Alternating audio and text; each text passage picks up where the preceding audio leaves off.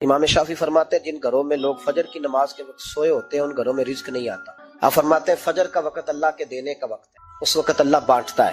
حضور صلی اللہ علیہ وسلم کا فرمان ہے نا حدیث میں کہ تہجد کے وقت اللہ پہلے آسمان پہ نزول جلال فرماتا ہے جو اس کی شان کے لائق تہجد کے وقت، اور وہ کہتا ہے مانگو میں تمہیں عطا کروں۔ لینے کی باری آئے تو بندہ سمیٹ سماٹ کے اندر گھس جائے۔ ہمارے ہاں یہ ہوتا ہے کہ عشاء کے بعد بچے بیٹھتے ہیں موبائل لے کے، تہجد کا وقت آتا ہے تو ان کی آنکھیں بند ہونی شروع ہوتی، تو لینے کے وقت تو سویا تھا، ذرا مسئلہ کیسے حل ہوگا بھائی؟ جب کوئی آدمی خیرات بانٹ رہا ہو تو جو پیالہ پیچھے کر لے اسے ملے گا؟ کہتے اس وقت آنا جب میں بانٹ رہا تھا، اب تو کدھر آ گیا ہے؟ مثال دے رہا ہوں۔ تو فجر کا وقت مانگنے کا ہے، تو ساری رات تو گزر گئی گیمیں کھیلتے، ٹی وی دیکھتے، اور جو لینے کا وقت تھا تو سو گیا، کیسے آئے گا تیرے پاس؟ اٹھے سویرے بندوں سے مانگ کے دیکھ لیا، بڑی عزتیں خراب ہوئی۔ فجر کا وقت اٹھ کے جھولی پھیلائے۔ میرے رسول پاک علیہ السلام فرماتے ہیں، رب فرماتے ہیں جب بندے میرے آگے جھولی پھیلاتے ہیں مجھے شرم آتی ہے، کیسے خالی واپس کر دوں؟ سورہ طلاق 2-3 نمبر آیت کی گھر جا کے تلاوت کریں۔ رب کریم نے فرمایا وَمَن يَتَّقِ اللَّهَ يَجْعَل لَّهُ مَخْرَجًا، فرمایا جب تو اللہ سے ڈرے گا تو اللہ ہر مشکل سے نکلنے کا تجھے رستہ عطا فرما دے گا۔ اور کیا خوبصورت انداز ہے قرآن مجید کا، اور ہم نے اس کا لاکھوں بار تجربہ کیا، بیسوں اور سینکڑوں بار یہ چیز ذاتی طور پر پریکٹیکل سے گزری۔ اللہ نے فرمایا ہر مشکل سے نکلنے کا راستہ بھی دے گا، وَيَرْزُقْهُ مِنْ حَيْثُ لَا يَحْتَسِبُ، اور اللہ تجھے وہاں سے رزق دے گا کہ تو نے کبھی سوچا بھی نہیں ہو۔ رزق بھی میرا اللہ ہی دیتا ہے، علم بھی اللہ دیتا ہے، رزق بھی۔ بڑے بڑے فقیروں کو مالدار ہوتے دیکھا، بڑے بڑے مالداروں کو فقیر ہوتے دیکھا، بڑے بڑے۔ میرا ایک بڑا سخی قسم کا سجن ہے، بڑا پیارا ہے، میں اسے سخی مانتا ہوں۔ میں نے اپنی پریشانیوں کے دنوں میں بھی اس شخص کو سخی دیکھا۔ ایک دن رات کو مجھے ٹیلی فون کر کے کہنے لگا کدھر ہو؟ میں نے کہا میں گھر ہوں۔ نہیں اکثر سفر میں ہوتے ہو نا؟ میں نے کہا طبیعت کیسی ہے؟ ٹھیک ہے، بس حال چال پوچھنا تھا۔ میں نے سمجھائی، میں نے کہا یار یہ کوئی مسئلہ ہے، ورنہ رات کے 2 بجے کوئی حال پوچھنے کو فون تو نہیں نہ کرتا، کوئی مطلب ایسا تو مسئلہ نہیں نا؟ تو میں نے بیک کال کی، میں نے کہا یار میری بات سن، مسئلہ کیا؟ کہ نہیں کچھ نہیں دل کر رہا تھا۔ میں نے کہا میری گل سن، رہے ہیں اسی 4-5 سال کٹھے، میں تین جاننا، اصل بات کر۔ کہنے لگا مکان بھی بڑا ہے، سارا کچھ ٹھیک ہے، پر وہ بڑا ہی بے نیاز ہے، کچھ حالات اس قسم کے آ گئے ہیں کہ لوگوں کو بتاؤں بھی تو لوگ ماننے کو تیار نہیں، زیادہ نہیں، مجھے نا تھوڑے سے پیسوں کی ضرورت ہے، کوئی 15-20 ہزار اگر مل جائیں میری ضرورت۔ آپ یقین کریں میں روتا رہا ساری رات۔ میں نے کہا مہربانہ تیرا کس طرح کریں گے، اس سے لے کے زمانہ استعمال کرتا تھا، پر بے پرواہی ویکھ نہ سجڑ دی، جتھے کسے دی پیش نہ جاوے انہیں تاجاں والے در در رولے تے منگتے ہیں تخت بٹھاوے۔ سجنا کسے نو کارا مل دئی، کوئی کعبے خالی آوے، واللہ خیر الرازقین، وقت تو دائیں بائیں نہ جا، رزق تو تجھے میں دوں گا، میں ہوں بہتر رزق دینے والا۔ بڑے بڑے بادشاہ، بڑے بڑے شہنشاہ، بڑے بڑے لوگ، ہاتھوں میں کاسے، فقیریاں۔ ام ربیعہ کہا کرتی تھیں، بڑی نیک اور صالح خاتون تھیں، وہ کہتی ہیں کہ میں نا بڑے امیر آدمی کی بیوی تھی، اپنے شوہر کے ساتھ چھت پہ بیٹھی تھی تو نیچے فقیر مانگنے والا آیا، اس نے بڑے درد سے صدا کی تو میں نے اپنے شوہر سے کہا کچھ دے دے، کہا دفع کر، ان لوگوں نے دھندا بنایا ہوا ہے۔ کہتی میں میکے سے بھی بڑا مال لے کے آئی تھی، میرے ماں باپ بڑے امیر تھے، تو میں نے نا چوری اپنے خامہ سے نظر بچا کے باتھ روم جانے کے بہانے گئی اور نیچے جا کے 5 دینار میں نے اس فقیر کی ہتھیلی پہ رکھے۔ کہتے اس نے 5 دینار دیکھے، پھر میری طرف دیکھا تو میں نے اس کی آنکھوں میں آنسو چمکتے دیکھے۔ کہنے لگے بی بی رب تیرا بھلا کرے، میں 3 دنوں کا بھوکا ہوں۔ کہ وہ چلا گیا، میں گھر آ گئی، جب باہر آئی تو میرا شوہر کہنے لگا تو اتنی اب اتنی تو تیز ہو گئی ہے اور تو اتنی خود مختار ہو گئی ہے، میرے بغیر پوچھے مال خرچ کرے گی، جا تجھے 3 طلاقیں۔ کہتی میں بالدار اور وزادار باپ کی بیٹی تھی، طلاق لے کے گھر آئی تو میرا باپ ٹوٹ گیا، چارپائی پہ چلا گیا، اوہو یہ کیا بن گیا؟ کہتی بڑی تکلیف رہی۔ 1-2 سال کے بعد میرے ابا نے میری شادی کر دی۔ اب جس شوہر کے پاس گئی وہ بڑا نیک تھا، پرہیزگار تھا، اللہ نے بہترین صلہ دیا۔ کہتی چھت پہ بیٹھی تھی، دروازے پہ فقیر آیا تو میں نے شوہر سے کہا کچھ دے دوں؟ کہنے لگا 5 نہ دینا، 15 دینا، 20 دینا، میں فقیر ہوں، میں نے فقر سے دولت دیکھی ہے، اسے خالی نہ لوٹانا۔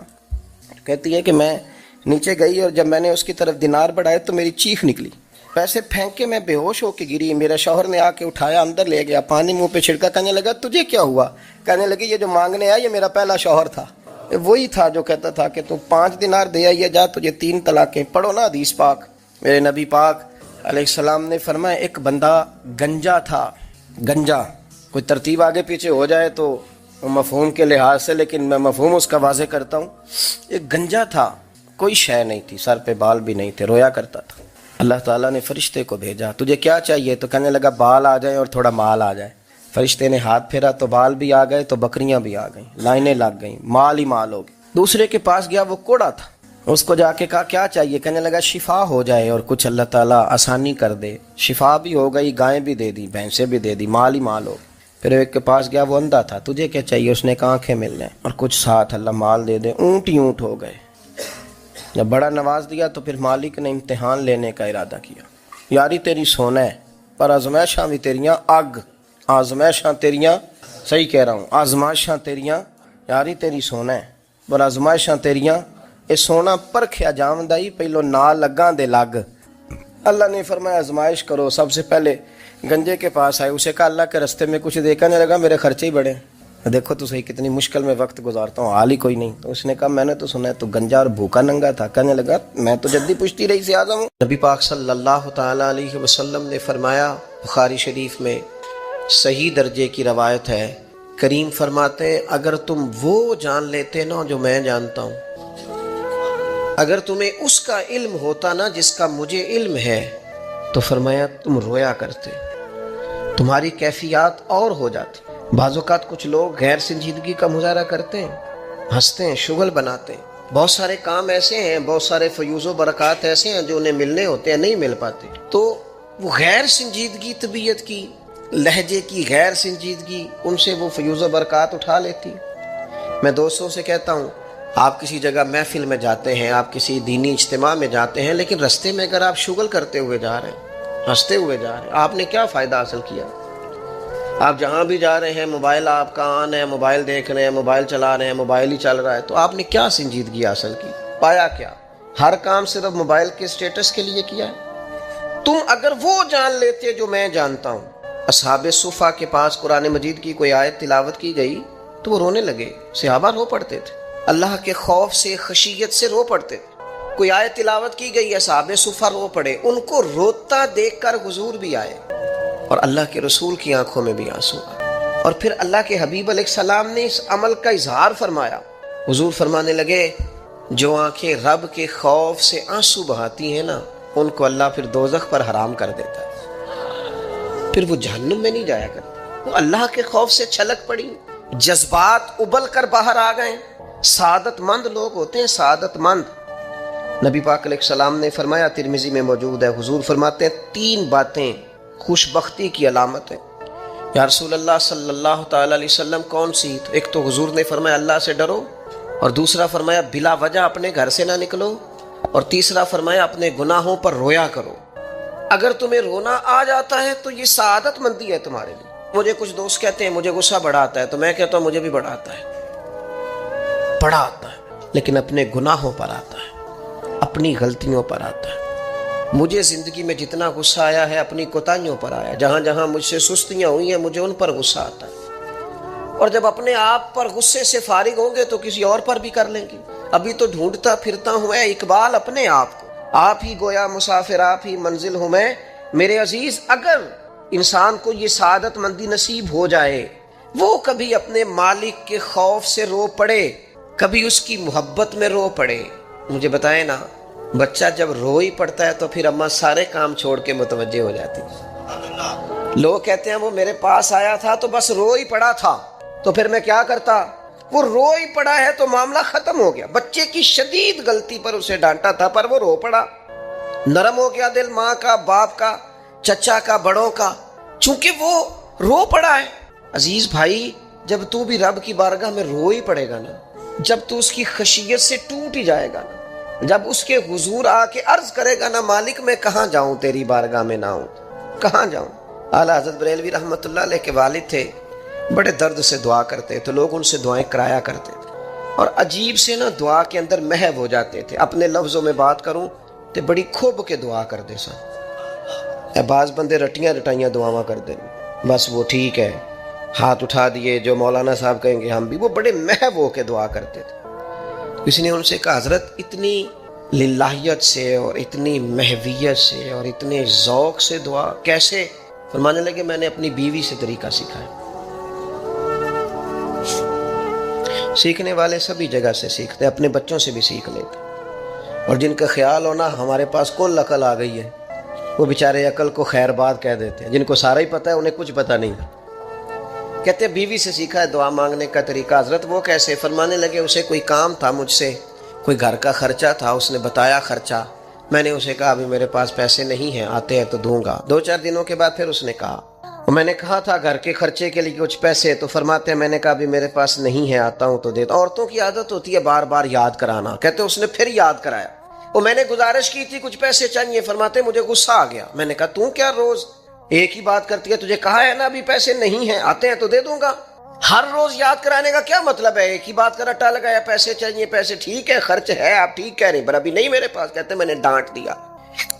سعادت مند خاتون تھی، حوصلے سے ڈانٹ برداشت کی، تو کہنے لگی غلطی ہو گئی، مجھے نہیں بار بار کہنا چاہیے تھا، آپ تو ناراض ہی ہو گئے، لیکن ایک بات یہ کہنی تھی کہ آپ ہی میرے شوہر ہیں، میں آپ سے نہ کہوں تو پھر کس سے جا کے کہوں؟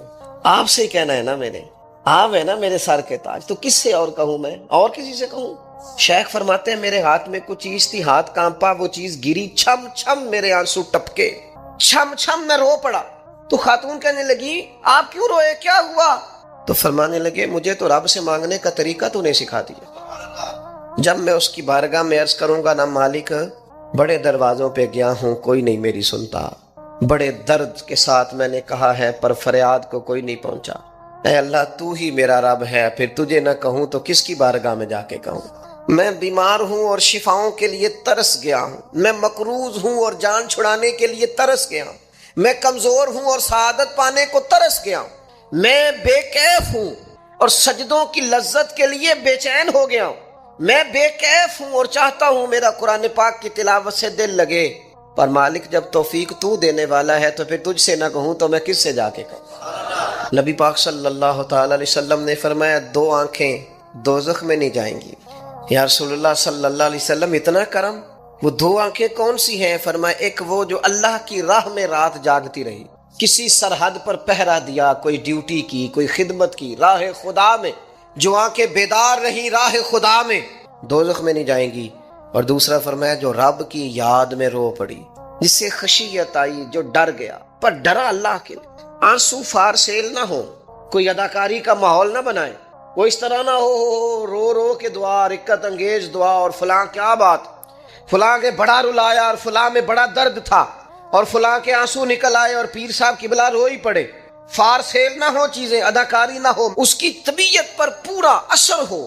اور جب خشیت کے ساتھ وجود کانپتا ہے، وہ کسی نے کہا تھا کہ آنسو قربت کا سبب ہوتے ہیں، جب آپ کی روح کسی کی روح سے ملتی ہے تب آنسو نکلتے ہیں، جب تو اللہ سے پورا جڑ جاتا ہے نا، جب رسول کائنات کی بارگاہ سے تیری پوری توجہ لگ جاتی ہے، پھر آنسو بن کر دل تے پہاڑ پوے جس ویلے ادو پہاڑ بناون اکھیاں، بے درداں محبوباں دے سارے ناز اٹھاون اکھیاں۔ عزیز دوست جب آپ پورے طور پر جڑ جاتے، او یارو کتنا روئے ہیں مسلمان اقوام متحدہ کے سامنے جا کے، کتنی قراردادیں پیش کی تم نے سلامتی کونسل میں، حتیٰ کہ مسلمانوں کے جو امیر ملک تھے ان کی تنظیمیں بنی، کوئی مسلمانوں کی داد رسی کو نہیں پہنچا۔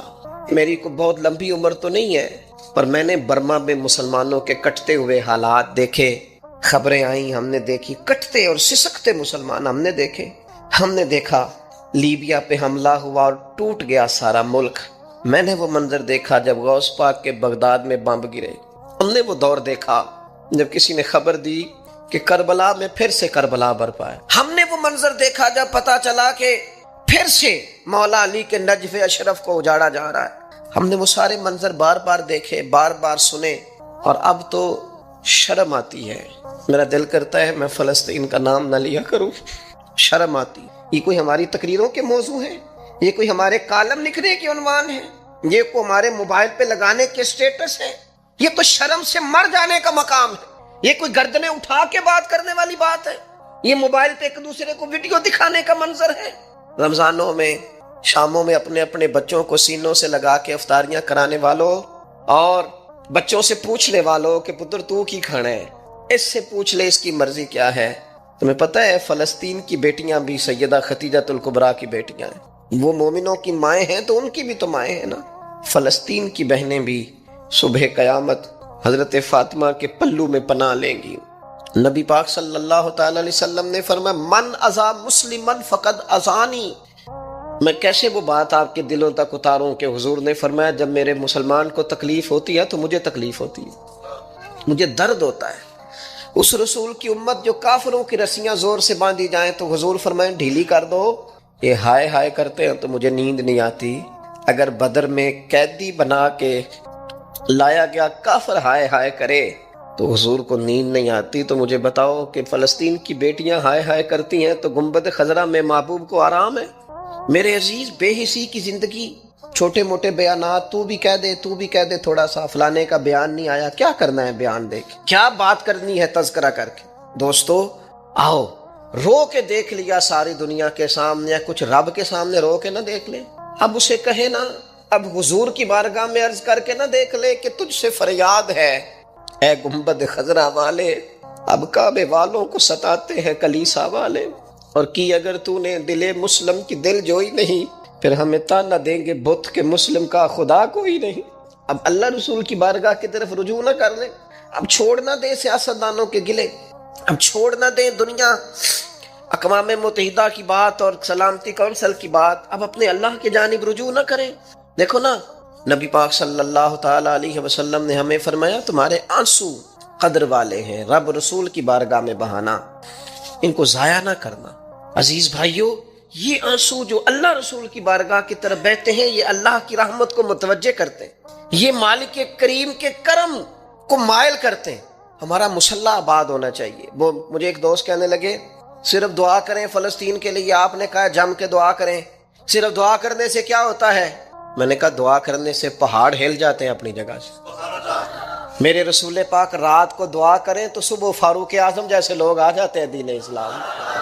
نبی پاک علیہ السلام رات دعا کریں نا، دعا، اور بدر کی رات حضور دعا کریں تو اللہ 7,000 فرشتوں کو بھیج دیتا ہے مسلمانوں کی مدد کے لیے۔ صحابہ فرماتے ہیں میدان بدر میں ہم کسی کو قتل کرنا چاہتے تھے لیکن اس کی گردن پہلے سے کٹ کے گر جاتی تھی، فرشتے آئے ہوئے تھے۔ آج ہمارے ساتھ اللہ کی مدد ناراض ہو گئی ہے، ہم سے رب کی مدد ناراض ہے۔ ہماری مجموعی غلطیاں، قومی کوتاہیاں، بددیانتیاں، رشوت خوریاں، ہمارے جھوٹ، ہماری بد اخلاقیاں، مجموعی طور پر سوسائٹی کی مادہ پرستی، اخلاقی رویوں کی گراوٹ، لوٹنا، اپنا حصہ وصول کرنا، جگہ جگہ پہ کمیشن مقرر کرنے، ہر شخص کا ذات کے لیے سوچنا، اللہ کی مدد پھر روٹ جایا کرتی ہے، ناراض ہو جایا کرتی ہے۔ سب سے ضروری کام یہ ہے، سب سے ضروری کام کہ اللہ کی مدد شامل ہو۔ سب سے، ایک صحابی تھے، ایک جگہ انہیں شہید کیا جا رہا تھا تو کافر چاہتے تھے کہ ہم ان کی لاش کو معاذ اللہ ثم معاذ اللہ بے حرمتی کریں۔ انہوں نے عرض کی مالک تو میرا مددگار ہے، اس بیابان جنگل میں میری مدد کرنا۔ شہد کی مکھیاں آ گئیں، ان کے پورے وجود کو چھپا لیا، کوئی چیز قریب آئی نہیں، اور لوگ کہتے ہیں مکھی اٹھ کے بیٹھے تو زخمی کر دیتی ہے، لیکن وہ اٹھ کے گئیں تو وجود پہلے سے زیادہ تر و تازہ تھا۔ اللہ نے محفوظ کر لیا وجود ان لوگوں کا، اللہ نے حفاظت فرمائی، اللہ کی مدد شامل تھی، اللہ کی مدد۔